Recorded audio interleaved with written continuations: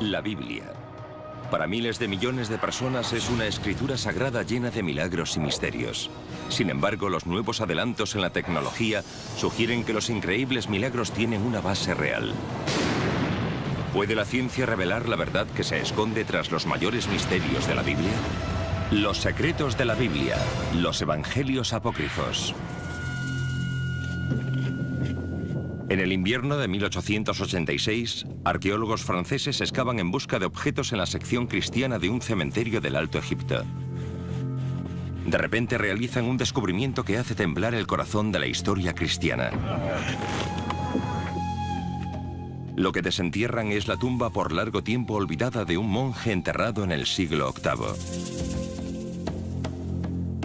Pero el verdadero hallazgo es lo que el monje se lleva con él al otro mundo. Por lo visto, los que enterraron al monje cogieron un librito de papiro y lo pusieron con el monje para que pudiera irse a la otra vida con uno de sus libros favoritos. No contiene los evangelios de Mateo, Marcos, Lucas y Juan, sino que contiene el de Pedro. Por lo visto, el libro es un evangelio auténtico, un relato de primera mano de la vida de Jesús, aunque en el texto se afirma que quien lo ha escrito es el apóstol Pedro. Durante cerca de 2000 años, todo lo que los cristianos han sabido sobre Jesús venía de los evangelios de la Biblia cristiana, los relatos de Mateo, Marcos, Lucas y Juan. ¿Podría ser este un auténtico relato perdido de la vida de Jesús escrito por Simón Pedro, el que fuera seleccionado como líder de los apóstoles? El descubrimiento causó conmoción en el academicismo bíblico y siguió a medida que nuevos evangelios apócrifos, aparecían en numerosas excavaciones. El Evangelio de Tomás, el Evangelio de María Magdalena e incluso el Evangelio de Judas. Su hallazgo reveló alarmantes y polémicas historias sobre Jesús que fueron suprimidas por la Iglesia primitiva. El Evangelio de Pedro asegura revelar los hechos de la resurrección de Jesús. El de María Magdalena dice que ella quizá fuera la verdadera líder de la Iglesia cristiana. El de Judas dice que Jesús pidió ser crucificado.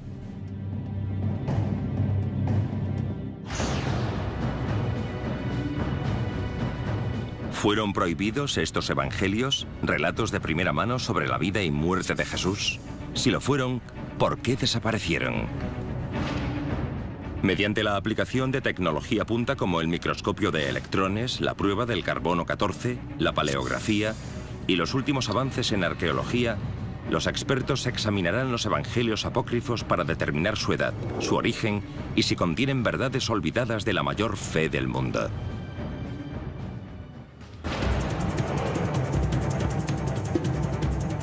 El descubrimiento de los evangelios apócrifos también revela una batalla secreta, ahora olvidada pero que en un tiempo fue vital. Una batalla por el alma del cristianismo. Por un lado hay un grupo devoto que reivindica una relación directa y espiritual con Dios con una serie de evangelios propios. Por el otro, una creciente jerarquía del cristianismo ortodoxo que solo acepta 4 evangelios. El resultado de esta batalla determinará el futuro del cristianismo.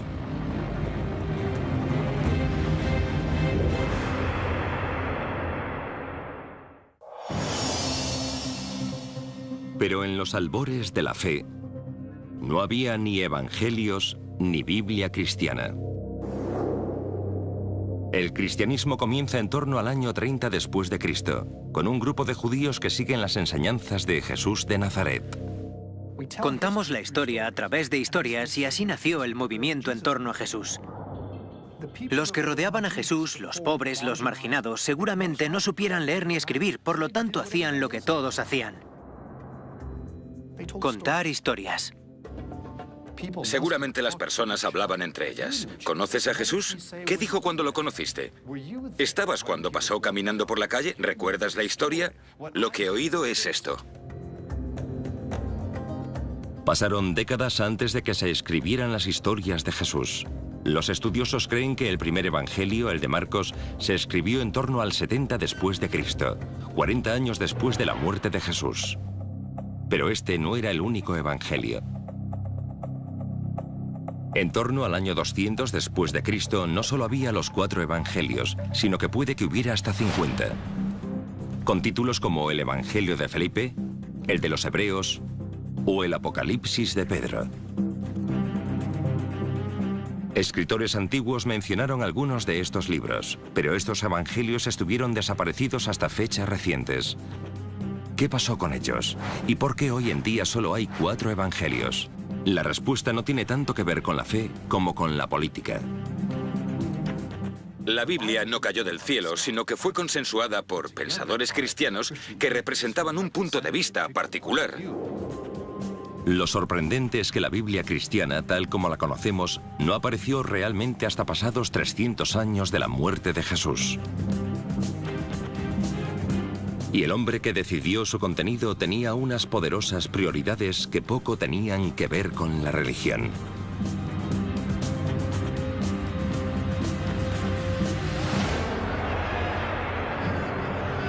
En 312 después de Cristo, un emperador romano llamado Constantino, un pagano politeísta, aseguró haber tenido una visión de la cruz antes de una batalla. Tras vencer en la misma, se convirtió a la religión cristiana, la cual acabaría convirtiendo en la religión semioficial del Estado. Constantino quería aprovechar esta nueva religión para unificar un imperio romano que se estaba desintegrando. En ese momento el cristianismo era una religión poco organizada, un conjunto de iglesias con diversas creencias y diversas escrituras. El emperador pretendía cambiar eso. Sin embargo, se dio cuenta de que esta gente no estaba muy bien organizada. Y si algo sabían hacer los romanos era organizar las cosas. En 325 a.C., el emperador Constantino convoca el Concilio de Nicea para establecer los principios básicos del cristianismo. Reúne a los líderes eclesiásticos más poderosos del mundo para debatir la legalización de una religión cristiana formal. Una de las cosas interesantes que quedan claras es que sobre todo le interesa la unidad. Quiere que la religión cristiana aporte al imperio su base ideológica. La meta del Concilio de Constantino era unificar la fe, tanto en lo religioso como en lo político. Tras varias semanas de debate, los diferentes obispos y sacerdotes consensúan un conjunto de principios que unifican todo el cristianismo y colocan la religión bajo el control estricto del emperador. Entonces utilizó su autoridad para decir: bueno, chicos, se acabó. Las cosas cambiaron de forma drástica bajo el mandato de Constantino.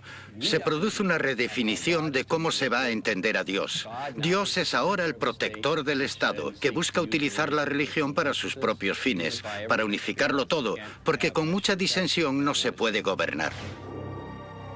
Constantino también unificó los evangelios cristianos y los limitó a los que él consideraba apropiados para la religión estatal. Aunque el Concilio de Nicea no estableció oficialmente el contenido de la Biblia cristiana, Constantino dejó claro cuáles eran los evangelios para él aceptables.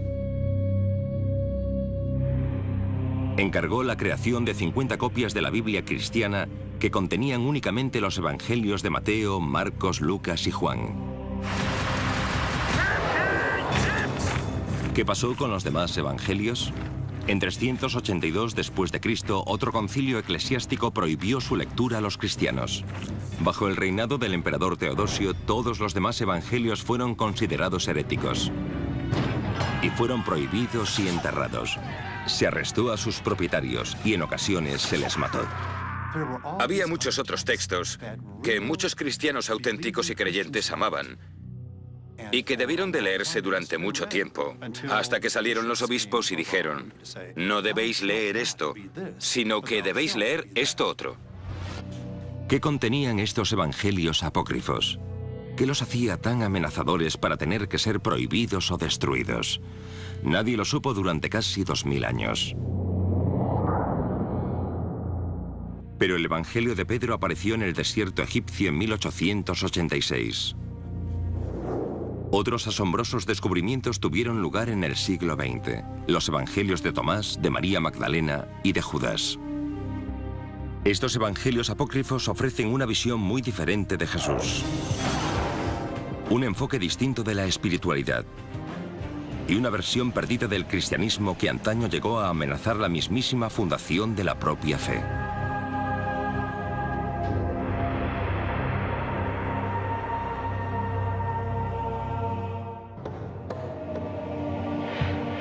Durante cerca de 2000 años, los cristianos creyeron que solo había 4 evangelios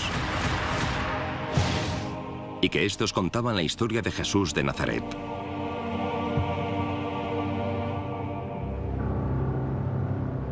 En 1886, el Evangelio apócrifo de Pedro fue el primero descubierto en siglos, lo cual sugería la existencia de una historia secreta de escrituras prohibidas. En 1945, un notable descubrimiento desenterró una voluminosa colección de evangelios apócrifos que cambió para siempre la historia del cristianismo. En Egipto, cerca de una ciudad llamada Nag Hammadi, un campesino y sus compañeros encontraron una vasija de arcilla sellada, con un valioso contenido de 1800 años. La vasija contenía 52 textos diferentes, con títulos como los Hechos de Pedro, el Apocalipsis de Santiago y el Evangelio de Tomás. Estos eran auténticos evangelios apócrifos, mencionados por escritores antiguos, pero aparentemente enterrados después de que el emperador Constantino se consolidara en el poder en 325 después de Cristo. Hasta ahora habían permanecido en el terreno de la leyenda. Y quizá la más sorprendente de todas ellas fuera el Evangelio de Tomás. El Evangelio de Tomás es un documento fascinante. Se tradujo del griego al copto y contiene palabras de Jesús. Muchas de las cosas que contiene el Evangelio de Tomás se encuentran también en el Nuevo Testamento, con la salvedad de que el Evangelio de Tomás es un evangelio gnóstico. Los gnósticos eran una secta de los albores del cristianismo que ponía mucho énfasis en el misticismo y disentía de muchos de los preceptos de la incipiente jerarquía cristiana. Los gnósticos se salvaban por el conocimiento secreto. Eras un verdadero seguidor de Jesús si entendías ese conocimiento. Gnosis es una palabra griega que significa conocimiento y gnóstico significa el que sabe. Eran esencialmente místicos en muchos sentidos. Y si podían encontrar la paz de Dios en su interior, la verdadera humanidad en su interior, ¿para qué necesitaban tener sacerdotes u obispos? Podían hacer las cosas a su manera. En el Evangelio de Tomás, Jesús parece transmitir un extraño mensaje, una enseñanza secreta que es muy diferente de la que ofrecen los evangelios tradicionales. Estos enseñan que Jesús es el único Hijo de Dios. El Evangelio de Tomás sugiere que todos podemos convertirnos en hijos de Dios. Dice, cuando os conozcáis a vosotros mismos, seréis conocidos y entenderéis que sois hijos del Padre. En otras palabras, si a Jesús se le puede considerar hijo de Dios, también todos nosotros somos hijos e hijas de Dios. Jesús no tiene nada que los demás no podamos tener. Podemos tener el mismo tipo de relación con lo divino, el mismo tipo de unidad con Dios. El Evangelio de Tomás predica la conexión personal con Dios sin necesidad de iglesias organizadas, sacerdotes ni obispos. Muchos sacerdotes y obispos se sintieron ofendidos por los gnósticos, que iban a la suya, que tenían línea directa, que usaban el teléfono rojo con la divinidad. Esto no cayó bien entre las autoridades eclesiásticas. Puede que esa sea la razón por la que el Evangelio de Tomás fue considerado herético. La independencia de las creencias gnósticas socava la jerarquía eclesiástica. Los gnósticos creen que sus propios evangelios son tan válidos, si no más, que los de Mateo, Marcos, Lucas y Juan. En el caso del Evangelio de Tomás, puede que tuvieran razón. Cuando estos evangelios gnósticos fueron descubiertos en 1945, surgió un problema perturbador. Resultó que el Evangelio apócrifo de Tomás podía ser más antiguo que los de Mateo, Marcos, Lucas y Juan. Hay un debate entre los estudiosos en lo concerniente a la fecha del Evangelio de Tomás. Lo que sí sabemos es que tenemos papiros muy antiguos, en griego, del Evangelio de Tomás. Y parece que ciertas partes de dicho Evangelio son de épocas muy tempranas. De hecho, hay partes que puede que daten de los primeros días de la Iglesia.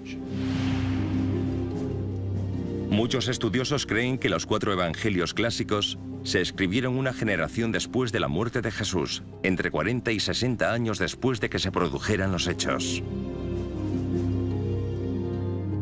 Pero el material del Evangelio de Tomás puede ser más antiguo, viendo lo simple de su contenido. La diferencia entre el Evangelio de Tomás y el Nuevo Testamento es que el de Tomás solo contiene las palabras de Jesús. No hay milagros, no hay ninguna historia sobre Jesús. El hecho de que el Evangelio sea solo una colección de las palabras de Jesús puede sugerir que es más antiguo y que los elementos narrativos e históricos de los demás son añadidos posteriores. Si el de Tomás es realmente más antiguo que los 4 clásicos, ¿significa eso que es más fiel al mensaje de Jesús? Y si esto es así, ¿significa eso que la Biblia cristiana está literalmente incompleta? Puede que la respuesta dependa de encontrar la fecha exacta en la que se escribió el Evangelio. El Instituto de Conservación del Museo Smithsonian, o MCI, despliega un equipo de especialistas y científicos para extraer los secretos del antiguo documento. Lo que hacemos es lo que haría un detective. Nuestros científicos examinan el documento con diferentes instrumentos para entender en esencia qué es y de dónde procede. Los académicos buscan pistas de la edad de un evangelio en el papel y la tinta del documento. A veces siento que puedo meterme en la cabeza del creador, especialmente porque los conservadores necesitamos desarrollar una especie de visión de rayos X en retrospectiva. Tienes un objeto enfrente que ha llegado hasta aquí en su estado actual y en su condición actual, y tienes que pensar en todas las cosas que le han pasado. Una pista de la antigüedad del papiro puede hallarse en la propia escritura. En la época de Tomás, la mayoría de la población era analfabeta. Tal vez el Evangelio fuera realizado por un escriba profesional. Los investigadores descubren la verdad mediante un conocimiento exhaustivo de los métodos y herramientas de un escriba. Los escribas no son simples escribientes, llevan consigo sus materiales de trabajo, preparan sus tintas en estado sólido y luego van moliéndolas sucesivamente y añadiendo líquido para darles la fluidez necesaria. Es de esperar que haya una cierta variabilidad en el tamaño de las partículas. Y algo muy pero que muy perfecto y muy pero que muy puro y muy uniforme podría ser una señal de que se trata de un material más moderno. Vale, retrocede y sube. Al observar detenidamente el Evangelio de Tomás, se concluye que no era una obra moderna, pero se sigue sin saber la antigüedad exacta del Evangelio. A este se le practicó la prueba del carbono 14. Sus páginas revelaron que la copia databa aproximadamente de entre el siglo IV y V después de Cristo.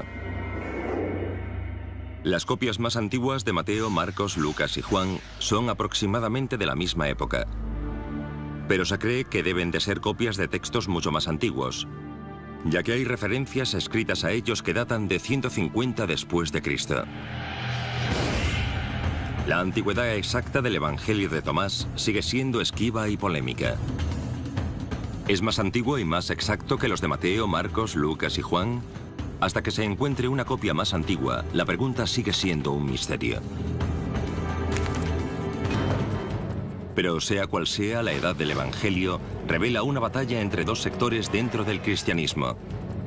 La iglesia tradicional tenía de su lado a Mateo, Marcos, Lucas y Juan. Pero los gnósticos aseguraban contar con el apoyo de la mismísima María Magdalena.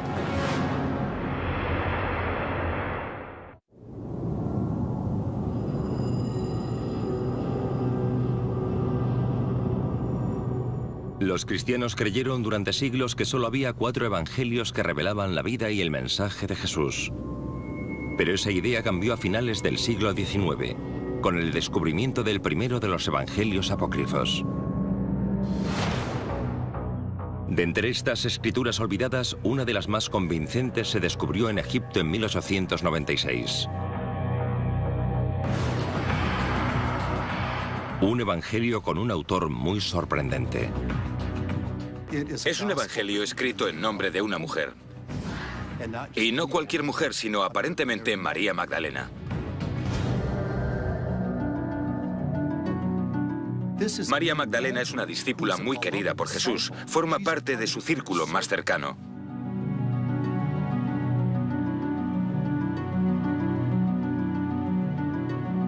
Tan solo han sobrevivido unos pocos fragmentos, pero dejan bien claro el verdadero papel de su autora. Si el Evangelio de María Magdalena es auténtico, significa que las mujeres fueron tiempo A, poderosas líderes de la Iglesia cristiana, y que María Magdalena no fue una prostituta reformada, sino la líder de los apóstoles. En una religión dominada por los hombres durante siglos, significa que el Evangelio más importante se escribió en nombre de una mujer. El Evangelio de María Magdalena detalla las enseñanzas secretas que Jesús le cuenta únicamente a ella. Son secretos sobre la vida, la muerte y el cielo. En este Evangelio, Jesús le revela a María Magdalena ciertas cosas sobre la vida en el más allá expresadas en términos típicamente gnósticos. La vida eterna es descrita en los evangelios clásicos como un paraíso lleno de alegría. Pero en el de María Magdalena, la vida eterna implica un extraño viaje del alma tras la muerte, en el cual la persona muerta encuentra seres angelicales y demoníacos en su camino hacia el cielo. Jesús le revela únicamente a ella este viaje secreto del alma.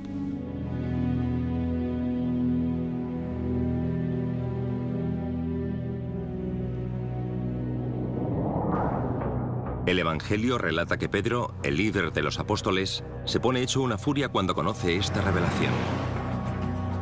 Pedro dice, ¿de verdad habló él con una mujer sin que lo supiéramos? ¿Tenemos que cambiarlo todo para escucharla a ella? ¿La prefería él a nosotros? En el Evangelio los apóstoles hacen caso omiso de la denuncia de Pedro y apoyan a María Magdalena diciendo, si el Salvador la consideró digna, ¿quién eres tú para rechazarla? Lo significativo es que había una especie de vínculo espiritual, que a María Magdalena se la consideraba una persona perspicaz, una líder. Alguien con la capacidad de motivar a los demás, y que ese era su verdadero don. Ella entendía el pensamiento de Jesús y era capaz de comunicarlo. Este es un evangelio que ofrece una perspectiva muy diferente de cuál es el mensaje de Jesús y que presenta a María Magdalena como la única que entiende esa perspectiva de un modo que los demás apóstoles no entienden. ¿Pero es este texto un verdadero evangelio? ¿El testimonio de María Magdalena? De ser así, podría cambiar la historia del cristianismo y revolucionar el papel de la mujer en la Iglesia cristiana. La clave reside en la antigüedad del Evangelio. ¿Es más antiguo que los 4 evangelios clásicos? ¿Podría haberlo escrito la mismísima María Magdalena?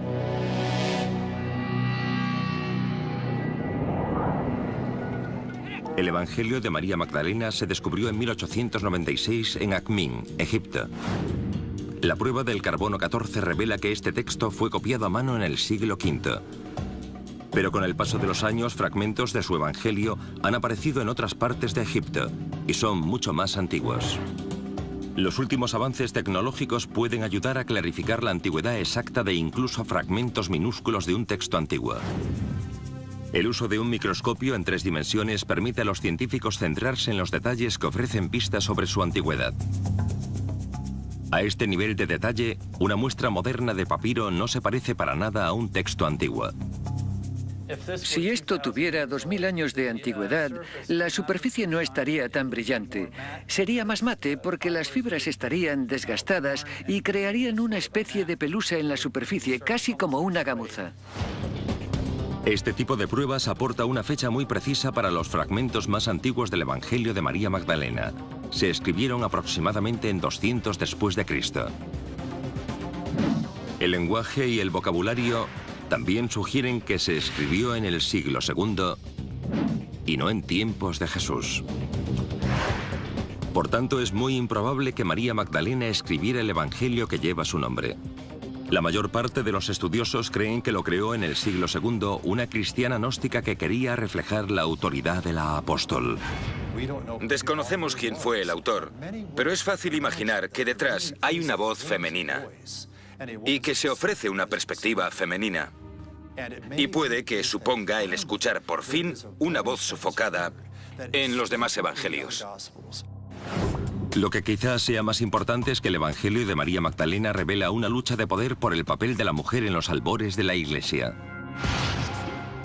La idea del liderazgo de las mujeres es un tema de estudio interesante en la historia del cristianismo. El Evangelio de María Magdalena da testimonio de eso.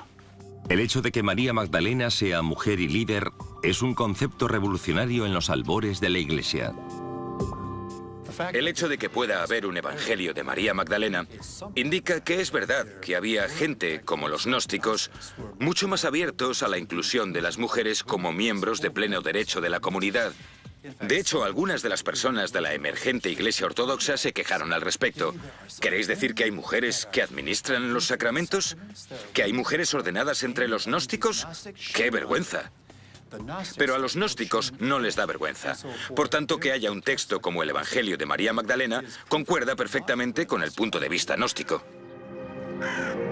En 1886, arqueólogos franceses que trabajaban en Egipto desenterraron una antigua tumba cristiana con un tesoro extraordinario.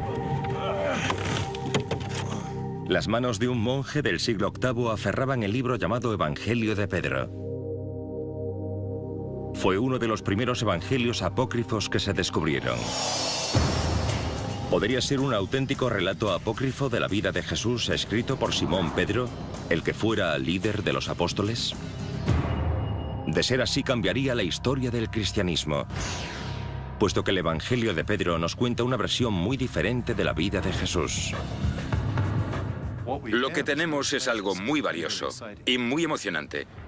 Es una historia temprana, pero alternativa. En el Evangelio de Pedro, los romanos son sorprendentemente compasivos. Dice que Jesús no sufrió dolor en la cruz. Pero la diferencia más sorprendente es que asegura ofrecer un relato de primera mano de la mismísima resurrección. Es el único evangelio que tenemos que intenta contar la historia de lo que pasó durante la resurrección. Todos los evangelios bíblicos hablan sobre los resultados de la resurrección, que la tumba estaba vacía, pero no intentan contar el momento de la resurrección per se. La narración comienza la tercera mañana tras la muerte de Jesús, mientras soldados romanos vigilan la tumba del Mesías caído. El Evangelio de Pedro dice: la tumba se abrió, y aquellos soldados lo vieron, puesto que estaban montando guardia. Y mientras se estaban explicando lo que habían visto, vieron salir a 3 hombres de la tumba. Cuando salieron había 2 personas sujetando a una tercera, supuestamente Jesús. Entonces se oye una voz profunda que dice: ¿entonces habéis predicado a aquellos que han muerto?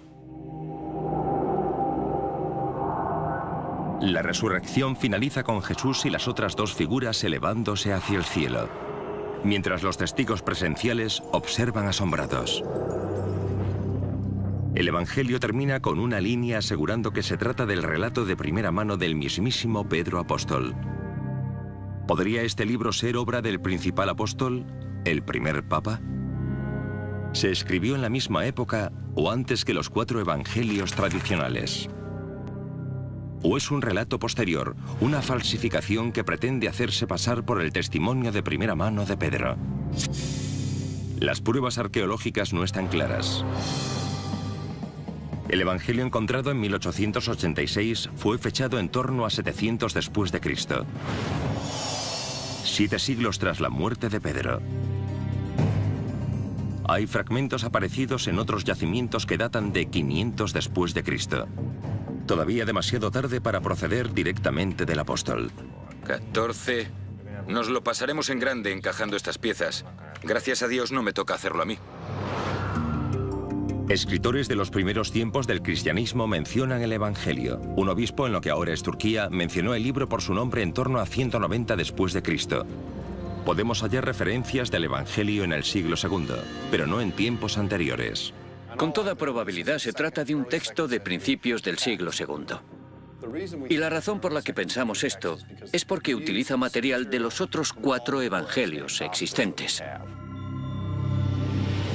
Las historias en el Evangelio de Pedro son tan parecidas a las de los otros evangelios que parece probable que simplemente se copiaran. Quien fuera que escribió este evangelio en el siglo II aseguró que era obra de Pedro apóstol para darle una autoridad añadida.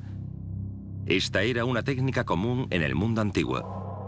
Cuando alguien quería comunicar una idea que según su opinión era verdadera o era importante para el movimiento cristiano primitivo, no lo decía con su propia voz, sino con la de alguien cuya autoridad era reconocida por los cristianos. En ese sentido, no es un testimonio verdadero, sino una falsificación. Pero eso plantea una cuestión tan importante como perturbadora. Si se trata de una falsificación, los evangelios de Mateo, Marcos, Lucas y Juan también lo son. No sabemos quién los escribió, pero fueron escritos en nombre de Mateo, Marcos, Lucas y Juan, porque eran los tipos importantes del pasado. El quid de la cuestión es que casi con toda seguridad no los escribieron ni Mateo, ni Marcos, ni Lucas, ni Juan. Muchos estudiosos coinciden en considerar que ni siquiera los 4 evangelios clásicos fueron escritos por los apóstoles que les dan nombre, sino por seguidores de estos. Si los de Mateo, Marcos, Lucas y Juan no fueron escritos por ellos, ¿significa eso que el de Pedro o el de María Magdalena pueden ser considerados auténticos? Los historiadores todavía no ofrecen una respuesta clara a la pregunta. Pero hay elementos en el Evangelio de Pedro que sugieren que no se trata del testimonio de nadie, y mucho menos de Pedro apóstol. La historia que narra contiene material muy sospechoso. En la escena de la resurrección se dice que Jesús y los 2 seres angelicales ascienden hasta más allá de las nubes. Y que detrás de Jesús, en la tumba, emerge la cruz, que habla.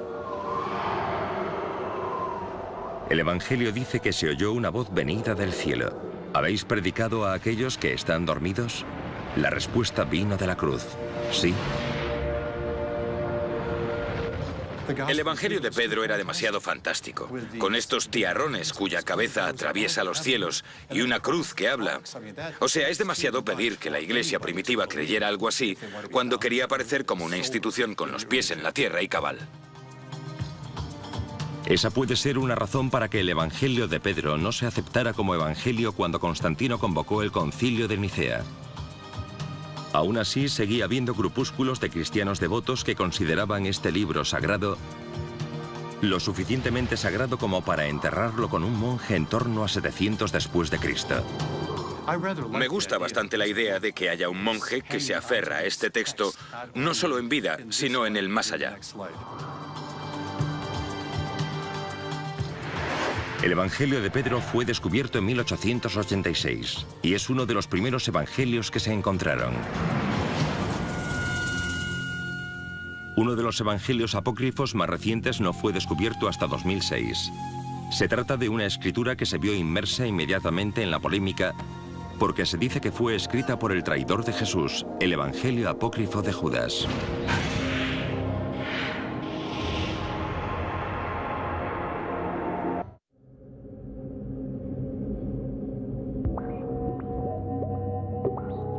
El descubrimiento de los evangelios apócrifos en el siglo XX cambió nuestra manera de entender la historia cristiana. Pero otro descubierto recientemente pone en cuestión los principios básicos de las creencias tradicionales cristianas. En 2000, un documento en papiro es recuperado de un marchante egipcio de antigüedades. Se cree que se encontró originalmente cerca de Nag Hammadi, donde se descubrieron los primeros evangelios gnósticos. Se identifica como el Evangelio de Judas. Judas Iscariote.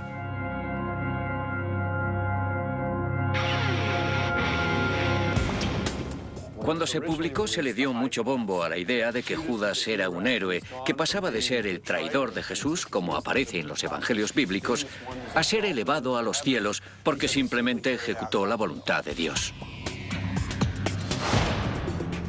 En la versión tradicional cristiana de la crucifixión, Judas entrega a Jesús a los romanos y es despreciado como un villano. Pero en este evangelio la historia de traición da un giro para convertirse en una historia de sacrificio personal.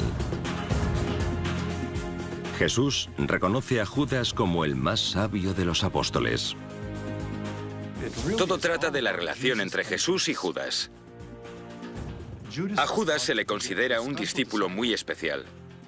Es él quien recibe la iluminación y el que parece tener una comprensión más perspicaz sobre quién es Jesús.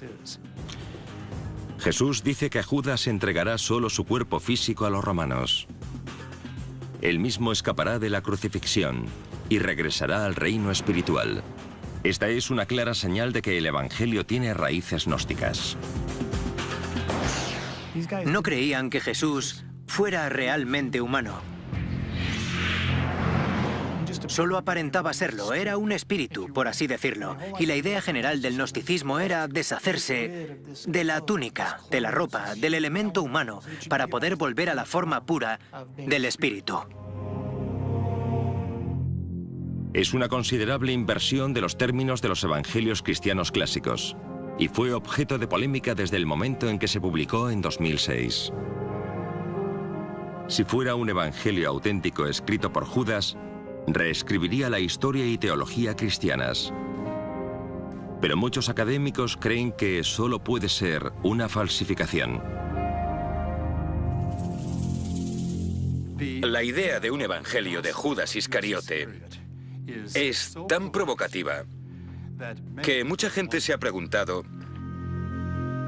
¿podría ser que esto fuera una falsificación?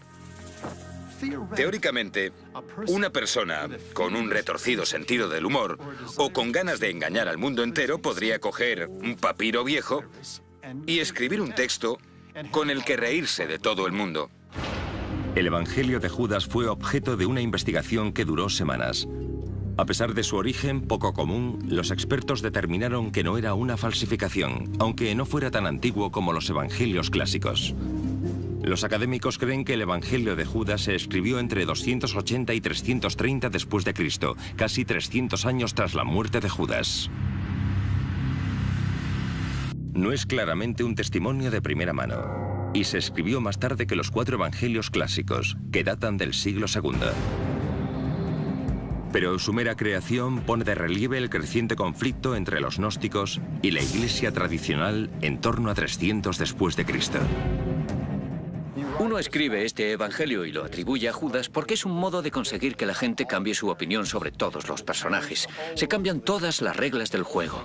Se pone todo patas arriba para denostar un poco a los apóstoles y ensalzar de algún modo a Judas. Con eso reconfiguras la comprensión del mundo, porque el evangelio de Judas critica duramente la iglesia surgida de las normas apostólicas.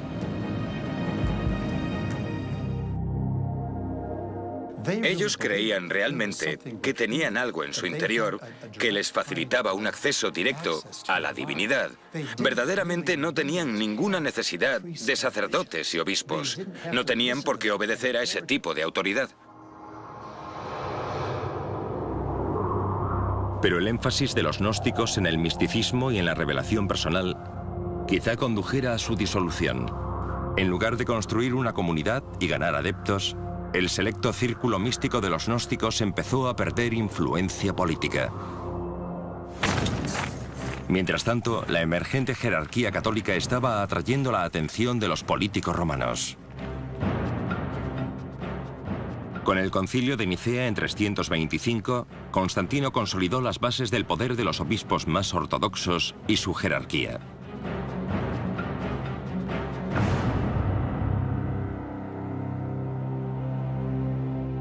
Los 4 evangelios de Mateo, Marcos, Lucas y Juan quedaban incluidos.